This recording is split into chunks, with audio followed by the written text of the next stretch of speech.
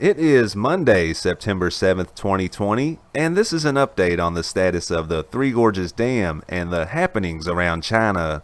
We have 4 pieces of information to cover today, including new satellite photos supposedly showing cranes inundated with water at the Three Gorges Dam. Also, courtesy of Xinhua, China's Heilongjian braces for Typhoon Haitian. Next, courtesy of Asia Nikkei, China hoards resources as trade war and pandemic threaten supply. We also have some new photos and some new footage. Let's hop into it.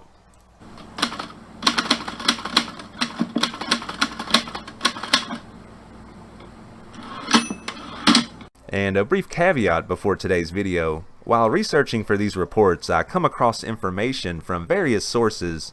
Just because I decide to include a piece of information doesn't necessarily mean that I agree with it. I like to let you decide for yourself. Moving on.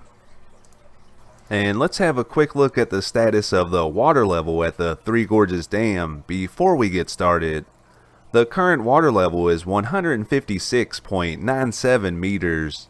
The current inflow is not listed, and the current outflow sits at 28,300 cubic meters per second. It is worth noting that these numbers are released by the CCP. While researching for today's report, I came across this thread by a gentleman named Kev. The satellite images he provides supposedly show the cranes on the face of the Three Gorges Dam inundated with water. And in the second satellite photo he provides, it shows the contrast between the water being discharged from the dam on August 30th and on September 2nd. You can see there is a clear change in the color of the water, but Kev believes something bigger is at hand. I'll read you a quote. Compare the turbulent flow about 50 kilometers downstream between August 30th and September 2nd, during a time when controlled outflow was falling. Something has profoundly changed over that period, which I believe is uncontrolled outflow under the dam. Once again, this was just something that I stumbled across, found interesting, and thought that I would include so you could decide for yourself. I'll leave a link to the thread in the description. And this comes courtesy of Xinhua, China's Heilongjian braces for Typhoon Haitian.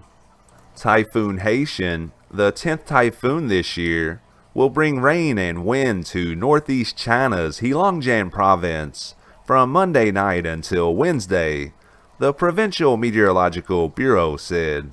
Heavy showers on Tuesday are expected to bring a total rainfall of 30 to 70 millimeters to the province's middle and eastern regions. Strong gales are also forecast to hit the province. The impact of Typhoon Maisak has ended after it affected some 452,000 people in the province, according to the Bureau. The Bureau said as continuous winds and rains are likely to cause more damage to areas affected by overlapping typhoons, it has issued special reports calling for ensuring good drainage, prevention of floods, and measures to reduce damage to crops. And this comes courtesy of AsiaNikkei.com. China hoards resources as trade war and pandemic threaten supply. China has rushed to build up its reserves of food and other strategic goods from foreign sources, aiming to ensure a steady supply in the face of a widening array of global risks. The oil tankers Stream and Snow made stops at the Guangdong port in July en route from Iran, bringing crude oil that was likely received at facilities used exclusively by China Petroleum and Chemical. The Chinese government built a state-run storage terminal at the port in 2010. Tankers departing from Iran docked in China multiple times in August and are scheduled to do so this month as well. China imported 320 million tons of crude oil between January and July, 12% more than in the same period of 2019, official data shows. This rise comes amid concern about the potential impact of the pandemic, climate change, and tensions with the U.S. Beijing is keen to keep its reserves high to avoid shortages that could spark domestic discontent. Beijing is believed to be buying resources on the spot market to supplement its supply from long-term contracts. It reportedly used the plunge in oil prices this past spring as an opportunity to add to its stockpile. China keeps information about its national reserve secret, and almost no data is made public. But it was reported in August that state-owned Beijing Antake Information advised the government to increase its cobalt stockpile by 2,000 tons. Cobalt is used in lithium-ion batteries, among other applications, and China's push for broader adoption of electric vehicles has increased its consumption of the metal. The Chinese government reportedly bought more than 2,000 tons of cobalt in 2015 and again in 2016. The pandemic is disrupting shipments from the Democratic Republic of Congo, which accounts for the majority of the world's supply. Market watchers expect prices to pick up in the second half of this year, when Chinese demand begins to recover in earnest. Besides oil and metals, President Xi Jinping's government is taking similar steps to help ensure food security. Legislation on chemical fertilizer reserves that took effect last week included a subsidy for private sector stocks of potassium. China has also largely kept its grain stockpiles high, with the notable exception of soybeans.